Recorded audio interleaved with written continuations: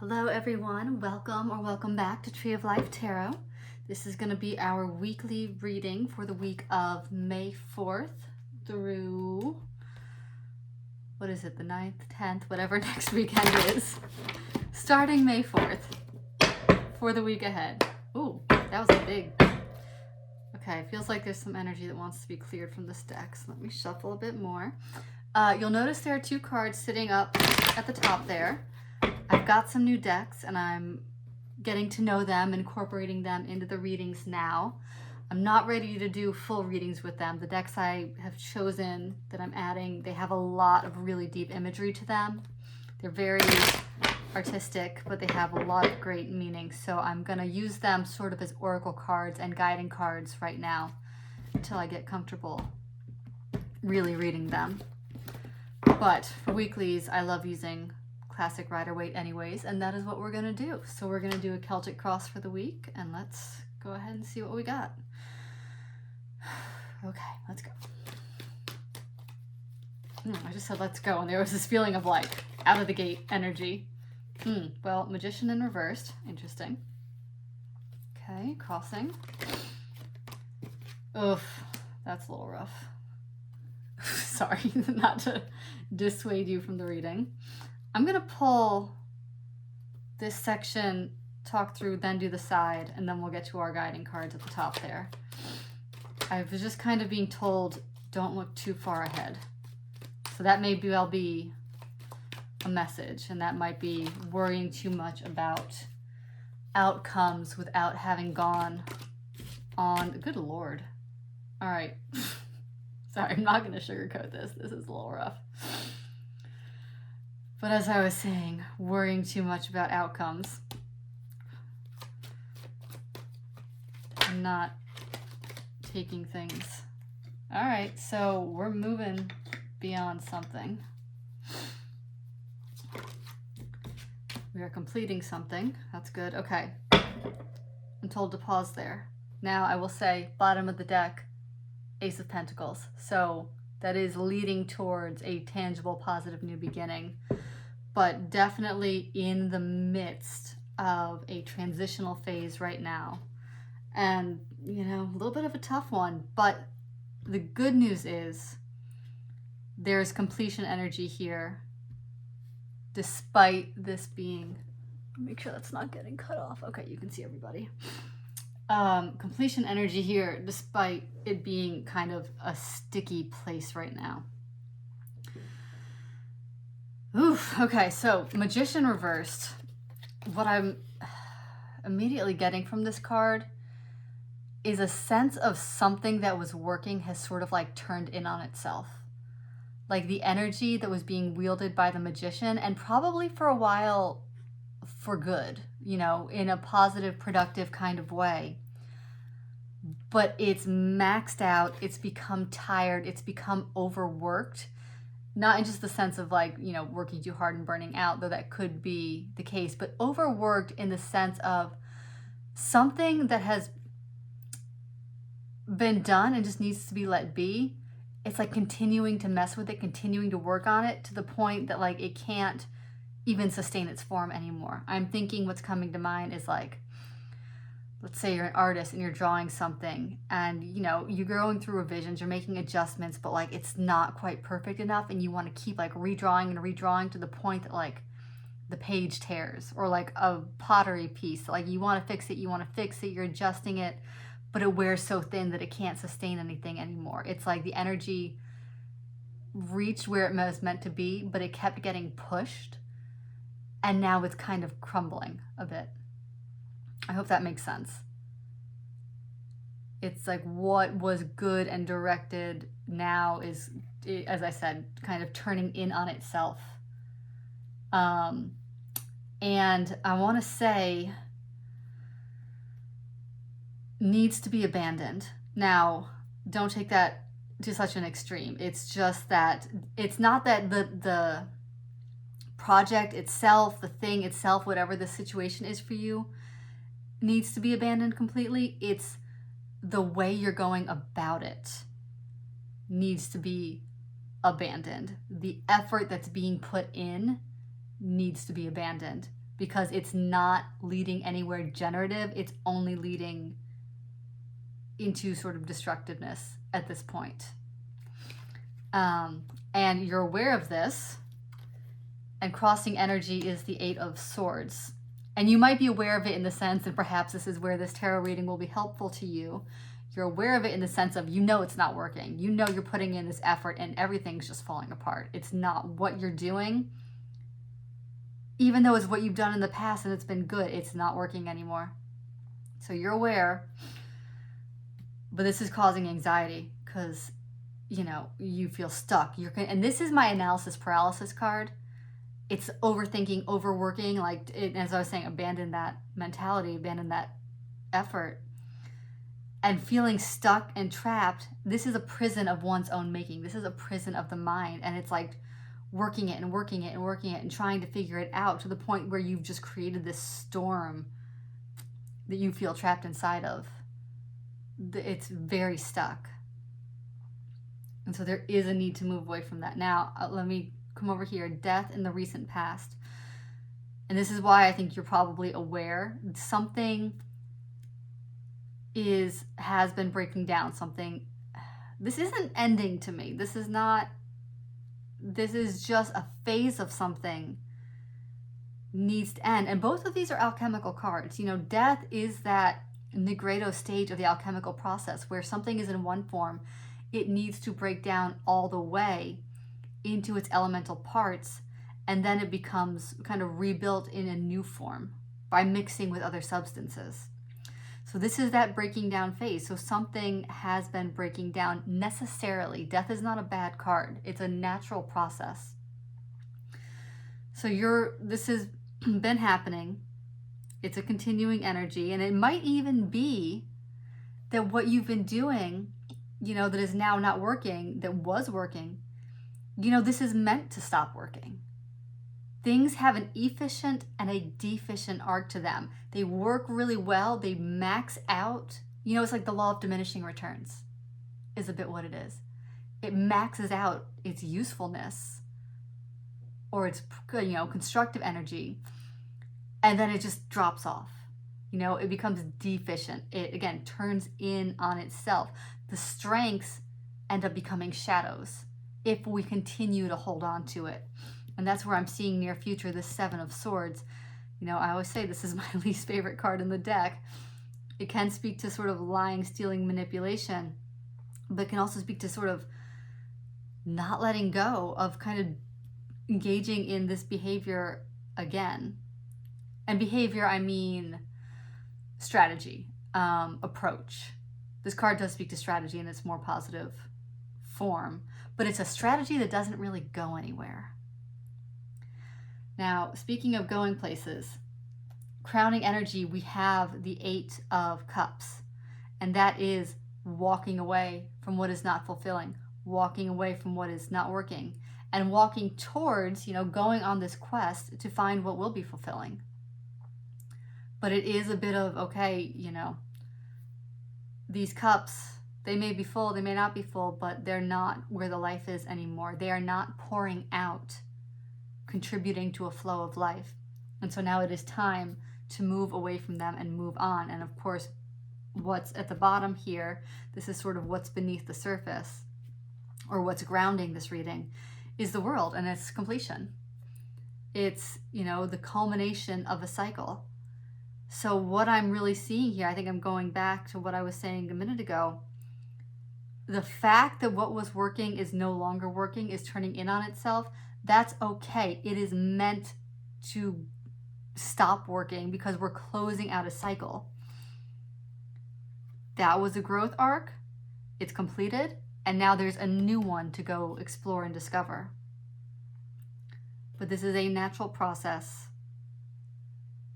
It is okay that it's not working because we're going to go off and discover a new way. Now, you know, I don't love the 7 of Swords here. We'll see what comes out on the side and what's happening with our guiding cards here. It just concerns me a little bit because it's, you know, if things are breaking down and you're in this state of 8 of Swords, if there's a temptation to take a shortcut to shore up your losses in a way that is not, let's say, the most savory or healthy or beneficial to all, you know, watch that. All right, I'm gonna move these over. All right, we're gonna do our side here. So let me tune back in. So this is how the universe is, whoa, too many cards. All right, this is what the universe is shaping, how the universe is shaping rather. Okay, the environment.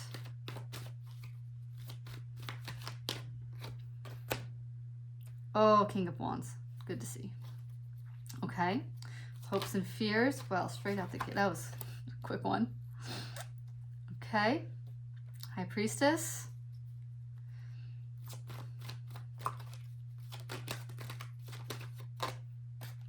Strength, okay, love it. Oh, okay. Sorry, I'm having a moment here.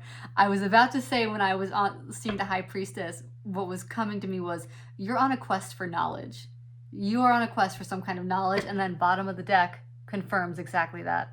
Hierophant speaks to sort of traditional wisdom. It can speak to like traditional religion, but it speaks to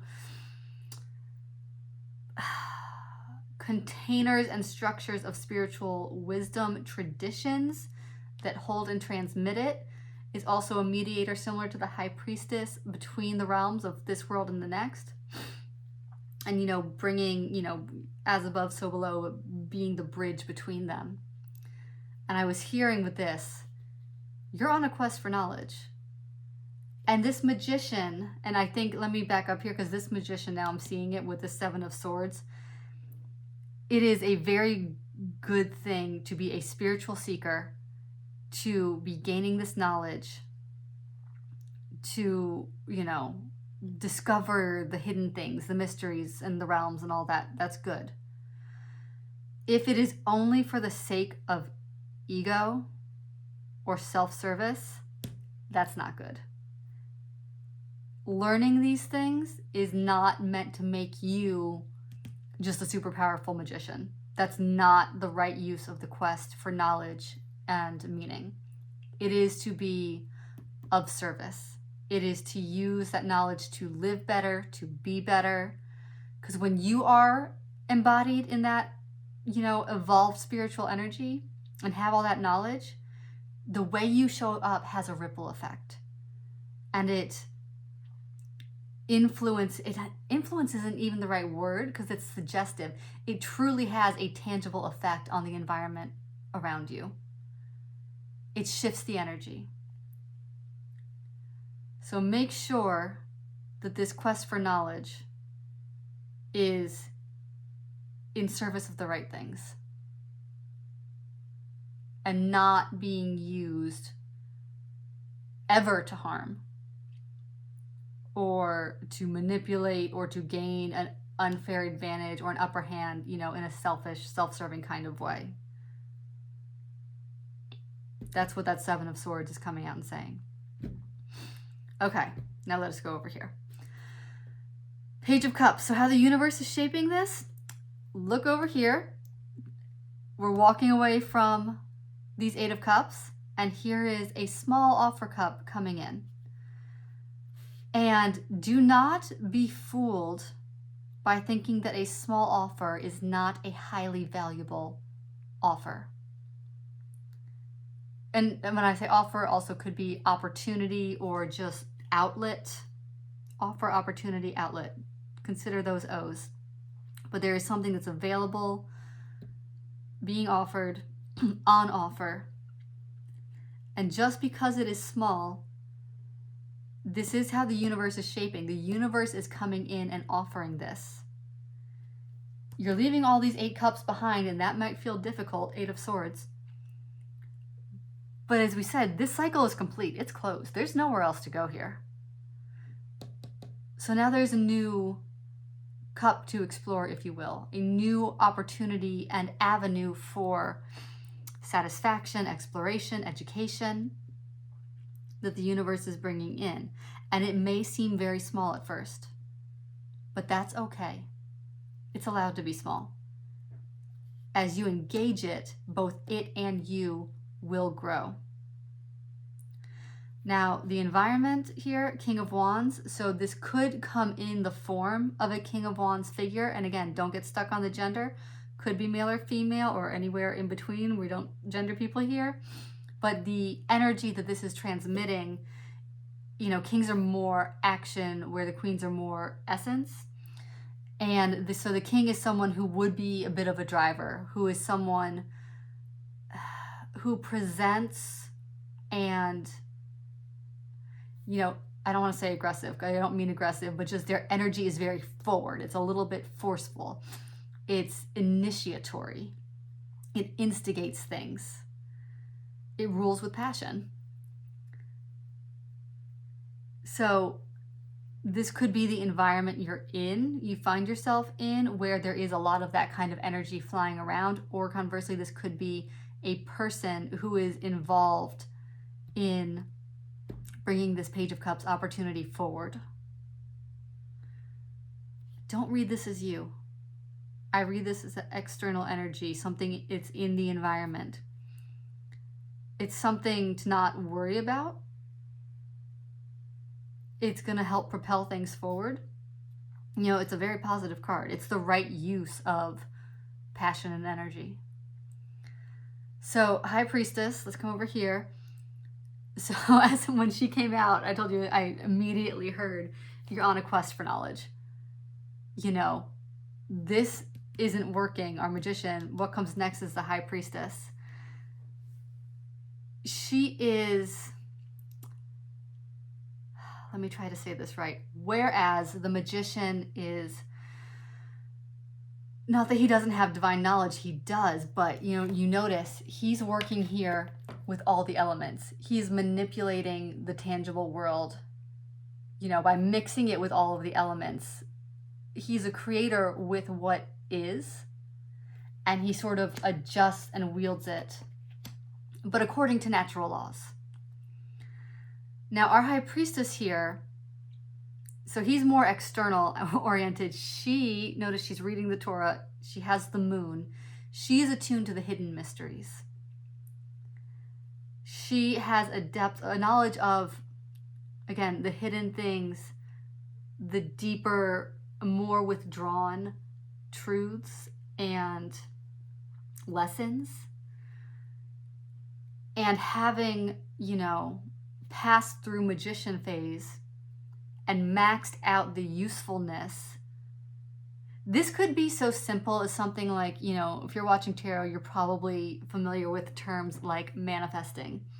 And there's a whole body of thought out there about, you know, we create our reality with our minds, and we want something, we go through this process of, and, you know, do all the exercises and the affirmation, and it comes into being.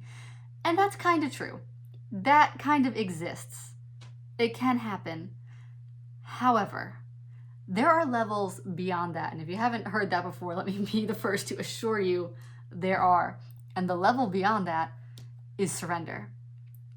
Is when you realize that your will is not always the best thing for you.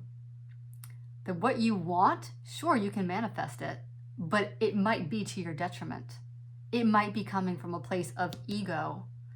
And so you're actually bringing into being something that you think you want, but is not actually what you need. So when we come into the High Priestess here, and I kind of love her married with the King of Wands here, because he is action, but she is surrender itself. She is attuned to that deeper place where she then brings her power into the divine field. And instead of wielding the power, she becomes a vessel for the wisdom and the knowledge to flow through her. She is like Sophia, if you're familiar with that concept. If you're not, look it up. I'll do a video on that one day. But it's the wisdom. It's the wisdom that is, you know, pulsing through all of creation and all created things, of which we are. And it's also what connects everything. And it's the divine intelligence undergirding all that is. And so this is sort of what our Page of Cups Now, I will say this is hopes and fears. That's what sort of we're being invited into, and perhaps that's what you hope for. And perhaps that could be what you fear.